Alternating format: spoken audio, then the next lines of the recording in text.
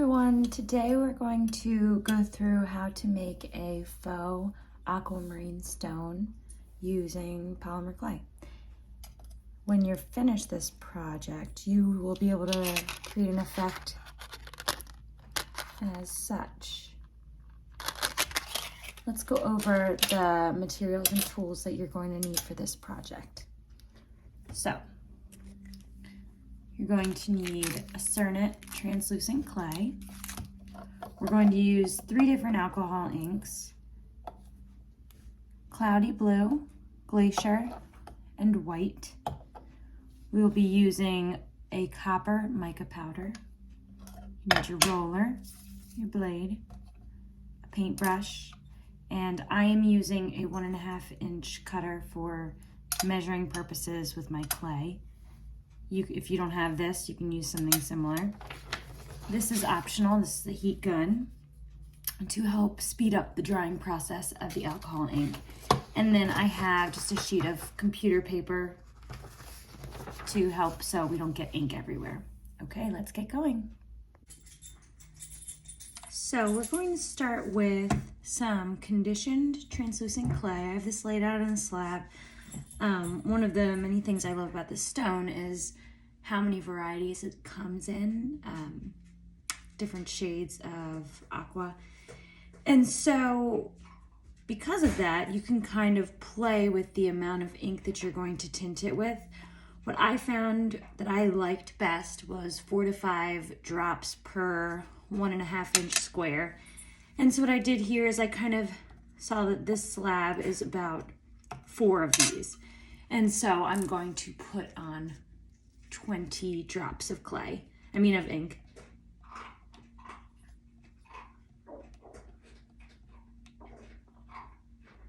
So once I have my drops of ink, you can wait for this to dry all the way, or you can use your heat gun. I have this linked on my Amazon, and it'll just help speed up the drying process because you don't want to get too much ink on your pasta machine. If you do end up getting it on your pasta machine, it's not that big of a deal. You use rubbing alcohol to get it off, but this will help protect your tile as well, unless you have it on a different surface that you don't care about.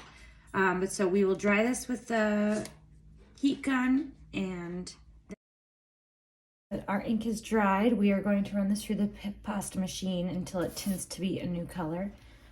Always do it with your seam down and fold, seam down, and it will likely take about 2 dozen times to go through. Once you have your new color, it should look something like this.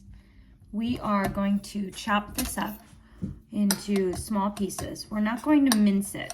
And the reason for this is we're going to be adding alcohol ink to these. And so if you mince it, then the alcohol ink is going to totally take over. But we want it to serve as an accent. And we'll have little touches of different shades of blue and white and copper throughout our clay. And so once it's all chopped up and kind of spread it out, I am going to transfer this to a sheet of computer paper so that I do not mess up my tile when the alcohol ink is being applied. And first we're going to take our cloudy blue again. This is the same color we used to tint the clay. And we're going to sporadically apply it onto our clay. And there's no real science to this. It's just however much of this shade of blue you want to show through. And so you'll see I just have it randomly splotted. And then we're going to do drops of our glacier. I tend to do less of this one because it's a very strong color and it can take over.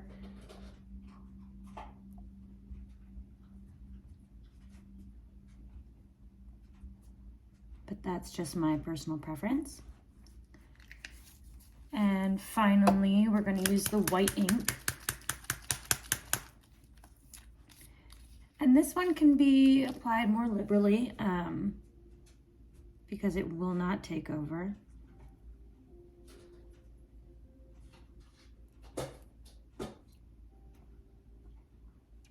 And it should be good. And now you're going to take your copper mica powder and do a dip of your paintbrush and kind of tap the side of your paintbrush so that it just gently falls onto our clay.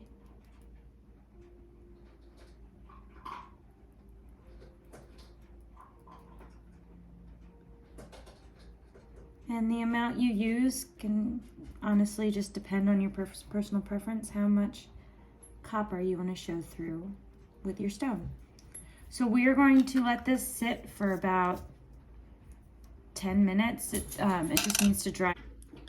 Now that the ink is dry, we're going to initially use this printer paper to help form this into a log. Then we'll use our hands and roller. And you really want to just make sure you are applying pressure on all sides. See, I'm getting a little ink on my hands. That's okay. Even though when it's dry, it can tend to come off a little bit, but it's okay. Again, rubbing alcohol will help remove that. And baby wipe. So we're applying pressure on all sides to form it into a log. Once you're happy with your shape and you've applied enough pressure so that there's no air pockets in there, we are going to give it a slice and see how we did.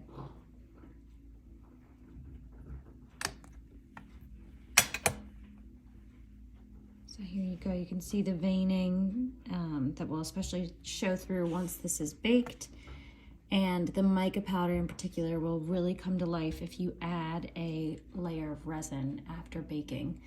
Once you lay this into a slab and cut out the shapes you like, bake this for 50 to 55 minutes at 265 degrees Fahrenheit. And immediately once you finish baking, put it into an ice water bath. But you will achieve an effect like this to emulate the Aquamarine stone. Can't wait to see what you create.